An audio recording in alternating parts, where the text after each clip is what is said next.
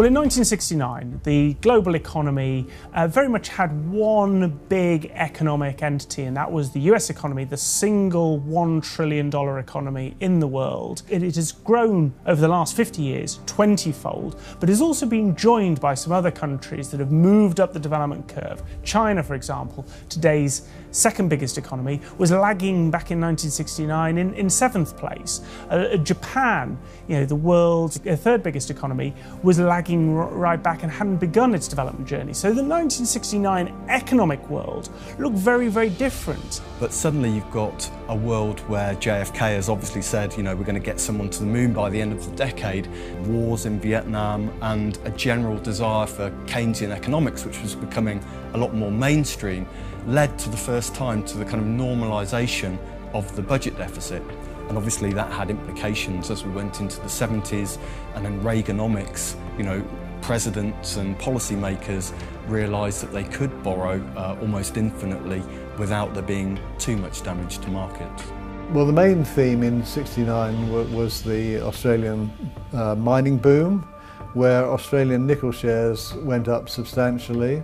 In the UK, we had the property boom, where property values went up quite a lot because of the squeeze in rentals due to a shortage of property, particularly in London. The 60s was a fabulous bull market for investors.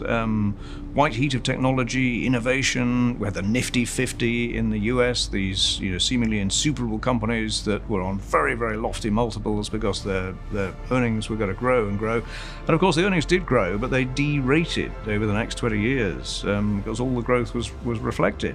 If you'd had a fabulous experience over the 10 years, but you only came to investing in equities in 1969, the year of the moon landings, that actually you'd have been wiped out in the subsequent 10 years. Share prices fell and obviously inflation picked up. We have to ask ourselves, was it worth it to get a man on the moon economically? And I think there are some great positives that came out of it. I mean, the very invention of the integrated circuit board, the development of Silicon Valley, all the technology that we have around us now, of course, came from that great push to move things forward. So some great economic benefits there. I remember in my firm at the time, our computer, which probably would have been a laptop now, filled the size of an office. It was air conditioned, the floor was raised so that it didn't get too heated. What I've always said is it isn't so much the budget constraints of governments, but is the quality of that spending. And therefore, projects analogous to the moon mission were seeking to try and generate intellectual property that can be leveraged by the private sector for commercial gain so that you can lift populations away from the poverty line. That's where the public sector has a role and where I continue to think it has a role. At the end of every decade, there's a sort of complacency about the only way is up for these types of stocks. In the 80s it was Japanese were going to take over the world, so Japanese banks. Right now it's all about US tech and these fabulous today businesses. Fast forward 10 years, will they still be the winners? Will they be able to cope with a pickup in inflation and higher levels of interest rates? Will their ratings come crumbling down even if they are delivering good levels of growth?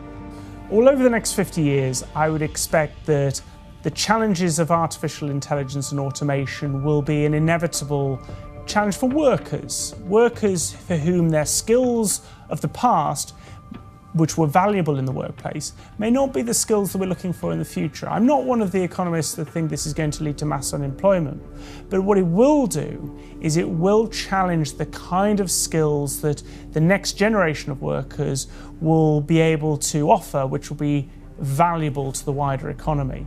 So what could we do now that would be equivalent economically and socially as the moonshot in 1969? I think that the answer has got to be to solve the climate change issue.